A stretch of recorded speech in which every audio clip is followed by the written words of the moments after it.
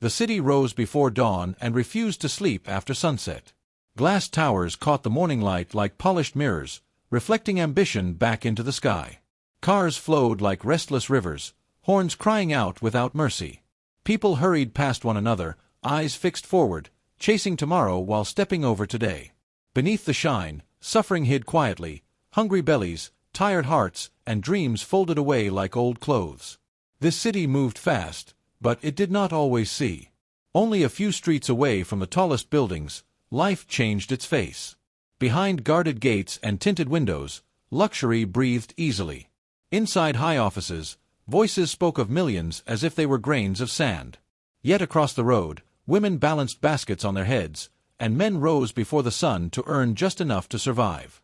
Children learned early that hunger had many shapes. Wealth and struggle lived side by side, separated only by thin roads and thick silence. As the city grew taller, tradition grew quieter. Old meeting places emptied. Elders sat alone, watching young men rush past without greeting. Wisdom that once guided families now struggled to be heard over ringing phones and flashing screens. Community bonds loosened. Respect became optional. Progress marched forward, leaving ancestral footprints behind in the dust. Still, inequality whispered its truth. It spoke through tired eyes at bus stops and bent backs in narrow alleys. The city roared with opportunity, but only a few could hear its promises clearly. For many, hope came softly, like a distant drum heard only at night. In this city, one name once carried great weight. When spoken, doors opened and heads bowed. He was known as a builder of empires, a man who turned ideas into gold. Rivals feared him. Society praised him. Newspapers called him a symbol of modern success. He had risen quickly, climbing faster than the elders could warn him. When they advised patience, he chose speed. When they spoke of balance, he chased numbers. Old family gatherings faded as boardrooms replaced ancestral courtyards. He told himself the world had changed, and tradition must bend or break.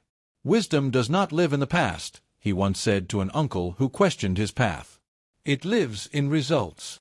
Soon, results became everything. People turned into figures. Trust turned into contracts. Those who smiled politely hid sharp intentions behind ink and signatures. He believed money could see what humans could not. But cracks formed quietly. Accounts shifted without explanation. Partners avoided questions. Warnings arrived, then disappeared. Pride kept him from looking too closely. He was too high to fall, or so he believed. The fall came not with noise, but with shame. Bankruptcy hung over him like a dark cloud. In his world, losing wealth meant more than empty pockets, it meant lost honor. His name, once praised, now tasted bitter on tongues. Family members stopped calling. Some crossed the street to avoid him. Others sent polite messages filled with distance. At gatherings, his seat remained empty. Friends vanished as the sun sets, without warning, without apology. Those who once laughed loudly at his table now spoke his name in whispers. In quiet corners, elders shook their heads. Pride is a fast runner, one murmured. But it always returns with a debt. The city continued to move around him, unaware or uncaring. Glass towers still shone. Streets still struggled. And somewhere within that loud, restless place, fate prepared to speak, softly at first, through voices long ignored. The young woman moved through the cafe like a shadow that knew every corner. Her feet were light, her eyes sharp. She spoke little, but she saw much. In a city where everyone rushed to be noticed, she survived by remaining unseen. Faces told her stories before mouths ever did. Her wisdom did not come from classrooms or certificates. It came from elders who spoke slowly by firelight, from nights when her family counted coins on the floor, and from losses that left lessons behind. Her grandmother's voice often returned to her mind. The quiet one hears the truth before the loud ones finish talking. Those words shaped her more than any book. Each day, she served people dressed in power, clean shoes, smooth voices, heavy confidence. She poured drinks for men who spoke of money like it was air. The wealth around her was close enough to touch, yet forever out of reach. Still, she did not envy it. She watched it. And watching taught her plenty. Numbers had always made sense to her. They followed rules. They did not bend unless someone forced them. Her memory was sharp, trained by hardship. When something was wrong, her mind felt it before her heart could explain it. That morning, the cafe door opened differently. A man stepped inside carrying more weight than his body showed. His shoulders were low, his eyes tired, his breath uneven. Failure clung to him like dust after a long road. He asked for coffee in a voice that sounded finished. He sat alone and pulled out papers. Thick papers. Heavy papers. Papers that decided futures. As she placed the cup down, her eyes caught the ink, the stamps, the dates. Something stirred inside her. Those numbers did not sit right. As she wiped the table, she looked again. A figure leaned where it should have stood straight. A date broke the order. Her heart tightened. She remembered her father's warning, "Read every line. That is where lies hide." The man muttered to himself, calling it the end. But endings usually felt calm. These papers felt restless. She stood still, torn between fear and duty. Silence was safe. Truth was dangerous. Softly, she spoke. Careful. Respectful. She pointed without touching. She mentioned the line. The date. At first, pride answered her. Sharp. Dismissive. But then silence followed. The man looked again. His face changed. Confusion crept in. Then doubt. She stepped back, her heart racing. She had done what her spirit demanded. Whatever followed was no longer in her hands. From a distance, she watched him stare at the papers as if seeing them for the first time. And deep inside, she knew, fate had shifted quietly, the way it always does. The unease did not leave her after she stepped away. It followed her like a soft drumbeat in the chest.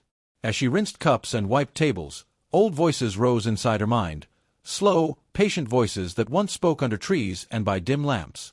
Do not trust a paper because it looks clean, an elder had warned long ago. The sharpest lies wear neat clothes.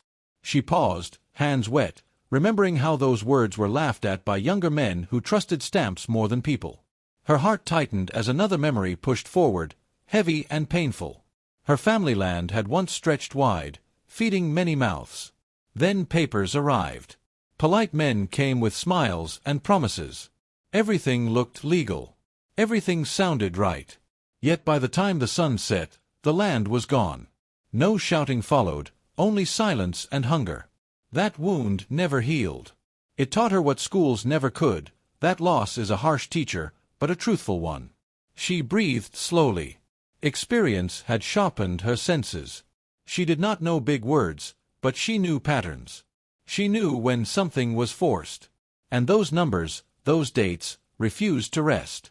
The truth pressed against her thoughts, refusing sleep. This downfall did not feel natural. It felt arranged.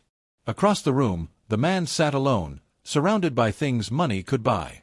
The chair was soft, the table polished, yet his eyes were empty. His phone buzzed once, then went silent. No one came. No one called. Wealth filled the space, but loyalty had left quietly. He stared at his reflection in the dark screen of his phone. "How did it come to this?" he whispered, though no one answered. Memories returned like uninvited guests. An elder's face appeared in his mind, stern but kind. "Slow down," the old man had said years ago. "A tree that grows too fast has weak roots." He had laughed then. "Times have changed," he had replied. "Wisdom is speed now." Now the warning echoed painfully. He remembered meetings where he waved away concerns, choosing bold numbers over careful voices. He remembered trusting smooth talkers, calling them brothers, handing them keys to his house and business. "I chose ambition," he murmured, rubbing his temples. "I chose results." The room felt smaller. Shame crept in, heavy and quiet. He wanted to ask for help, but pride locked his mouth. How could he explain that he had been blind while seeing so much? How could he admit that the fall might not be fate, but betrayal? He picked up the papers again. His eyes slowed. The line she had mentioned stared back at him. His breath caught. "Could it be?" he whispered. Across the cafe, she sensed the shift without looking. The seed had been planted. Truth had begun to wake. And once awake, it would not return to sleep quietly. Her feet slowed as she carried the tray, not because it was heavy, but because her thoughts were. She knew the rules of the world she lived in. The poor walked softly. They kept their eyes low. They served, they smiled, and they left no footprints behind. Speaking to someone like him was like touching fire with bare hands. Even a spark could burn her future. The voices of the community echoed inside her. "Do not question those above you," people always said. "The river does not ask the mountain why it is tall." Silence had been taught as respect. Obedience had been dressed as wisdom. Many survived by holding their tongues. Yet her chest tightened. Fear sat in her throat, but something heavier pressed behind it. Duty. The same duty her mother once spoke of while pounding grain at dawn. "If you see a child walking toward a pit and say nothing, the pit will remember your silence," she had said. Her hands trembled slightly. She breathed in. Fear argued loudly, showing her hunger, her job, her fragile place in the city. But her conscience spoke softly and did not stop. She knew then that staying silent would be a greater crime. Once that truth settled, there was no turning back. She stepped closer. "Sir," she said carefully, her voice low, chosen like a foot placed between thorns. "Forgive me. I may be wrong." He looked up, surprised, almost irritated. "What is it?" She pointed gently, not accusing, just guiding. "This line here, it rests badly. These numbers do not walk together." His brow tightened. "What do you mean?" She swallowed. "The total says one thing. The dates say another." Money entered, but it did not stay. It moved, quietly. Silence fell between them. He leaned closer to the papers. His finger traced the line she showed. Then another. His breathing changed. This shouldn't be here," he whispered. The papers, once proud and confident, now seemed nervous. Their clean language cracked, revealing hidden paths, quiet transfers, names placed where they did not belong. What was meant to bury him began to confess. His hands shook. "Someone planned this," he said, more to himself than to her. She stepped back, heart racing. "I only saw what refused to hide," she replied softly. Around them, the cafe noise returned, unaware. But something sacred had shifted. The story written for him, of shame and collapse, split open. Destiny, once sealed, now stood challenged in public light. And from the margins, a small voice had moved the mountain. He looked up from the papers, eyes dark and sharp, and a laugh slipped out that was more a snarl than humor. "Do you think you know more than men who built empires?" His voice trembled with disbelief, pride bruised by her simple words. "You, a child of the streets, dare tell me what is wrong in my world?"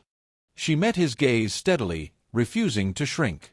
"I do not dare, sir," she said softly. "I only see what is true." He shook his head, fingers drumming the edge of the table. "Truth comes from education, from experience, from knowing your place. What do you know of these things?" Her eyes narrowed slightly, but her voice remained gentle. "I know when numbers do not follow the path they should. That is knowledge enough to see what is hidden."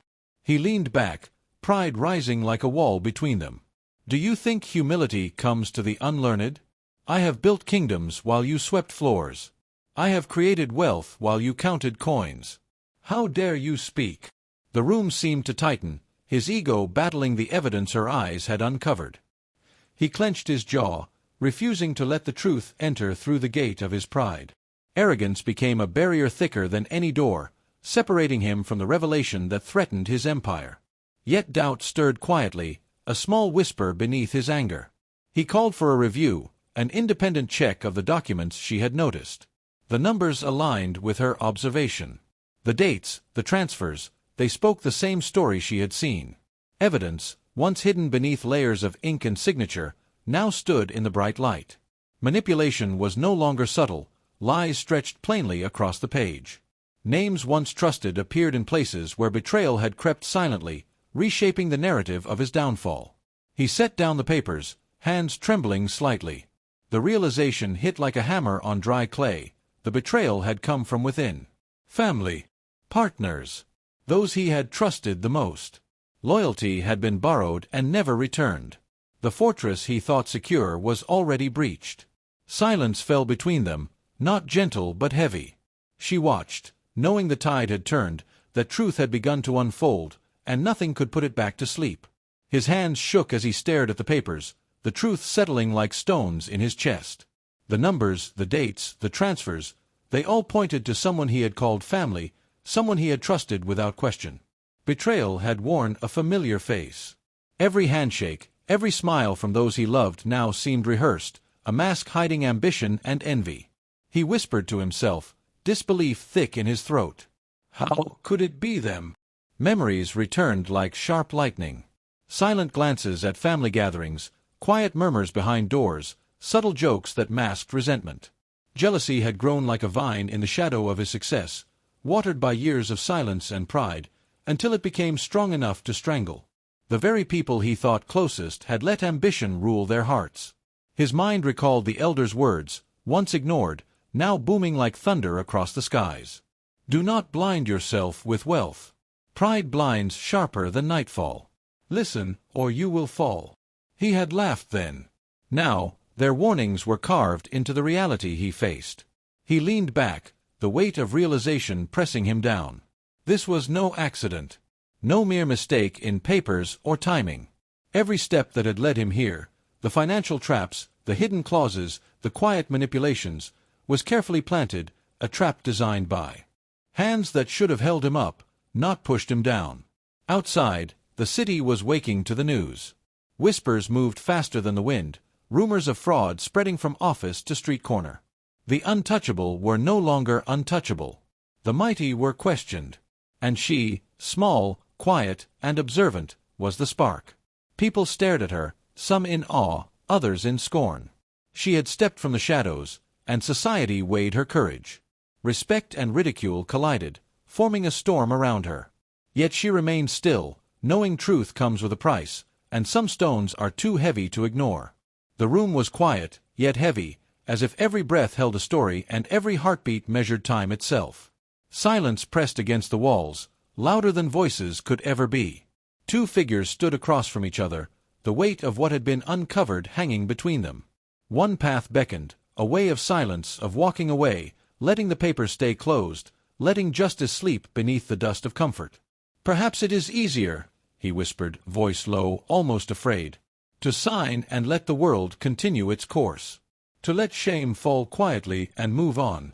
But the other did not flinch. Eyes steady, heart pounding, she understood that silence would betray more than truth. It would betray every lesson she had learned, every ancestor who had whispered warnings in her ear. Easy is a cage, she said softly. Truth is the only path that honors what is right, even if it hurts. Every second stretched like the sun across a long savanna. Documents lay on the table, papers heavy with the promise of ruin or redemption. The pen hovered in his hand, trembling, caught between destroying a life and saving it. The future of wealth, family, and legacy rested on the edge of a choice. Time pressed like the relentless beat of drums in a distant village. Each tick reminded them, destiny waits for no one. Outside, the city moved, unaware of the moment that could reshape fortunes and lives. Evidence stepped forward quietly yet boldly, refusing to remain hidden any longer. Numbers, names, transfers, all spoke with clarity that demanded attention, like a wise elder who enters uninvited, silencing chatter with presence alone. Fraud, manipulation, and deceit unraveled before their eyes. Lies fell away like brittle bark from an old tree, exposing the rot beneath. And those who had worn masks, trusted friends, family, partners, stood revealed. Their faces pale, eyes wide, silence answering where excuses once lived. Pride faltered. Power, once thought unshakable, bowed under the weight of undeniable truth. In that room, destiny shifted. The mighty stumbled, not from swords or storms, but from the unyielding strength of honesty. And from the margins, the small voice that spoke from shadows rose, claiming its place as the bearer of justice, the witness to what had always been hidden. She lifted her head higher, shoulders squared, and let her gaze settle firmly on the papers before the billionaire. The room's air seemed thick with expectation, as if even the walls were holding their breath. "I am not afraid," she said softly, Yet every word carried the weight of truth. "What I see is clear, whether it pleases you or not." He stared at her, disbelief rippling across his face. "Do you understand the danger in speaking against me?" he asked, voice tight with restrained anger. "I understand more than you know," she replied. "I have learned from those who came before us, from voices that are often ignored but never wrong. Truth does not require title, only courage." The silence that followed was filled with ancestral echoes, the lessons passed down through generations, whispering in her ears as if guiding her words. She refused to bow, refused to apologize. Her small voice, once thought fragile, now reverberated like drums across the room, declaring that wisdom needs no crown, no wealth, no power, only integrity. He swallowed hard, pride cracking like dry earth under the sun. Memories of ignored warnings, of elders' advice brushed aside in the pursuit of ambition, surged before him. Wealth without wisdom, riches without conscience, all revealed as hollow, fragile, and insufficient. A tremor ran through him, a recognition that humility was no weakness but a gateway. He lowered his gaze, acknowledging the truth she bore with silent strength. He lifted the pen, paused, and then slowly withdrew it. The signature that would have ended everything stayed unclaimed. Outside, the wheels of justice began to turn. Those who had betrayed him faced exposure and consequence.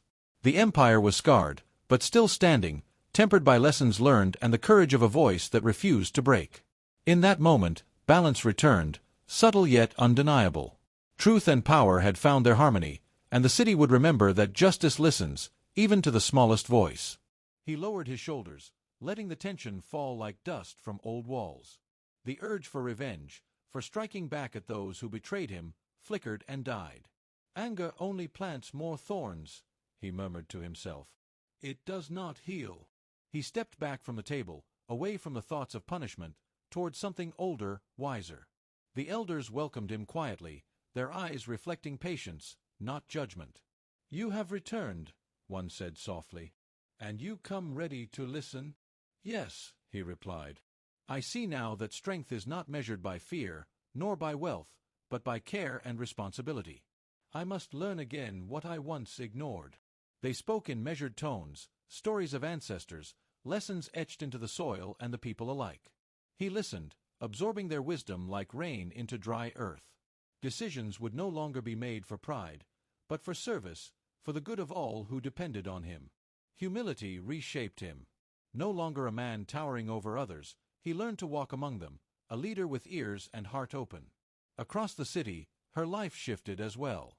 Courage had carved her path. Recognition did not come as a gift, but as an acknowledgment of the truth she upheld. "You see me," she said softly, to those who once overlooked her.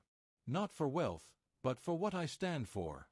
Opportunities arrived, not as favors, but as doors opened for those who choose honesty and bravery. She accepted them with care, remembering the elders who had taught her to walk straight, speak clearly, and honor her roots. Even as her world expanded, she remained grounded, a living reminder that the overlooked, the quiet, and the humble carry power that wealth cannot buy. Her rise became a symbol, not of fortune, but of integrity, courage, and the strength of ancestral wisdom passed quietly through generations, now alive in her voice and actions. The offices no longer buzzed with whispers of fear and secrecy. Ledgers and agreements now bore clear marks, every number accounted for, every action visible. "We rebuild with honesty," he said aloud, his voice carrying through the halls. "From now, no hidden corners, no silent betrayals." Colleagues nodded, feeling the weight of trust restored. Every decision became a conversation, every plan transparent as sunlight over the plains. Secrets that once festered quietly were replaced by clarity. "Transparency is our shield," he reminded his team. "Without it, even the strongest empire crumbles." The streets and neighborhoods felt the ripple. Investments in schools, clinics, and local markets brought prosperity beyond his walls. Wealth was no longer a solitary crown but a shared rhythm, a song that strengthened every hand in the community. "Our success is theirs," he said, watching children play under new trees planted by the company. "Our gain must echo through all lives it touches." Progress moved with conscience guiding each step.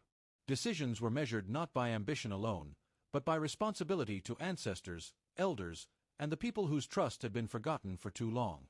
The city itself began to shift. People who had been silent now spoke, and voices once overlooked found space to be heard. "We see you," a shopkeeper whispered to the young waitress, bowing in respect. "Your courage opened our eyes."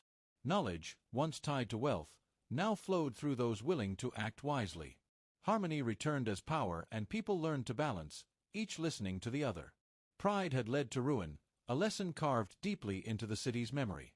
Truth rose not from crowns or titles, but from small voices ready to stand. The elders' guidance lived on, not as relics, but as paths for modern steps. Redemption, it was clear, belonged only to those who listened, who bent their ears and hearts before wisdom rather than throne. And in that listening, both the city and its people found their way forward.